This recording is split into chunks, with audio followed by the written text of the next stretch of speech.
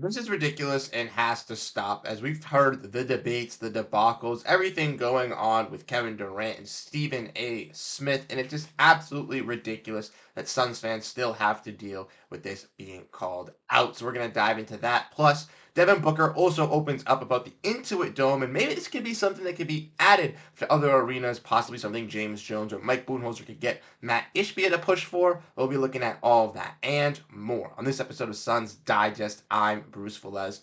Like I said, the Suns tipped off their season yesterday, getting a nice victory in overtime. Kevin Durant coming up clutch for the Suns there last night, and it was fantastic. CJ had a great post-game breakdown, but if you want to stay up to date on everything revolving around this team, make sure to keep hitting that like and subscribe button to stay up to date with this Suns team. Without further ado, let's dive into the video at hand. Make sure to grab a snack. And like I said in the introduction, the first part we're going to be looking at is Devin Booker reacting to this wall. And if you guys do not know or have no idea what I'm talking about, it is absolutely crazy. So the Clippers have a new arena. They have finally moved out of Crypto.com Arena, as it is now called, and they have moved into the Intuit Dome in Inglewood, California.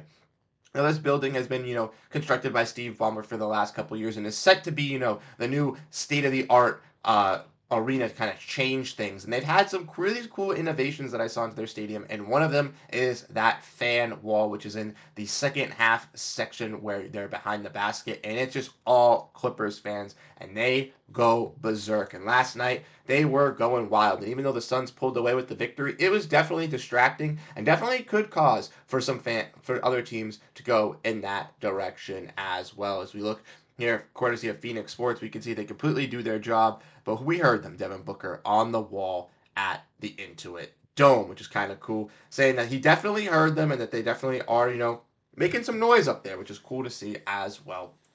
And I think could be something that could be added for multiple teams looking to add into stadiums. I know that we're pushing for some league expansion with, some players like Markelle Fultz and Lonnie Walker and O'Shea Brissett and Dennis Smith Jr. still not being in the NBA. And it's definitely needed. And maybe teams that could be coming in the future, possibly Seattle or possibly Vegas, or even new stadiums that get built for some of these teams. I know the Celtics are going with a sale. They could possibly be getting a new stadium in their arena, in their city. Maybe these are things that those franchises are going to be looking at, key indicators to see what really stands out with this Intuit Dome and what really works to kind of bring to a stadium. And I think that this wall would be a great addition to not just any stadium, but every stadium across the NBA, because it would just showcase the true home atmosphere of playing in front of your crowd, having to deal with that pressure, going up against those opposing fans, yelling in your face the whole entire time. We know the stories of teams that aren't that great or small market teams that have, more fans from the opposing or road team visiting just because they are a bigger fan base or just a cooler team, and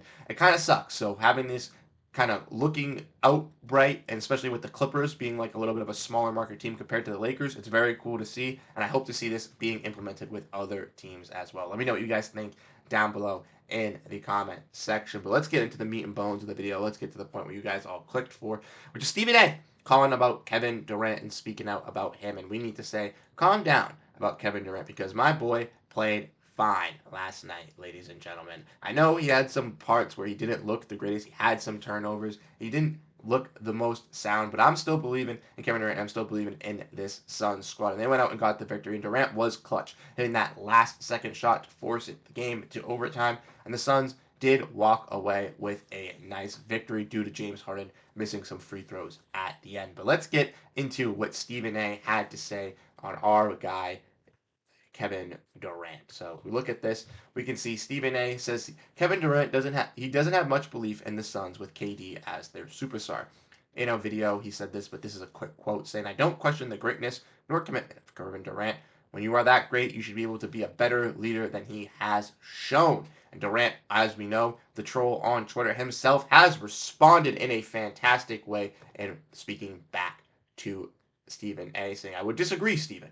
I would argue passionately that my intangibles have always been on par with my talent." You could obviously believe what you want to believe. A lot of fans including myself when we were all younger, were very frustrated with the Durant move to the Golden State Warriors. But as I've gotten older and as I've matured as a person, I kind of realized that, yeah, it wasn't the greatest basketball move, but that was 7 years ago, and that is the past and nothing to worry about. Kevin Durant is only working on his future. Like we said, he tried to win a championship with Brooklyn. It didn't work that great. Now he moved on to Phoenix, and I think he's in a great opportunity to kind of win one with this Suns team. Like we saw last night, even versus a Clippers team that's supposed to be a little bit weakened, they were putting up a tough matchup, and I think as they kind of gel and get more relaxed with each other, this team's going to come out and show out to be better than what people think. I'm very, very high on this Suns team, and I'm very, very high on what Kevin Durant can do, not only on the court, but also off the court as a leader. There were also more replies that Kevin Durant had, but we're not going to dive into those. But let's look at Kevin Durant's stats from last season: 27 points,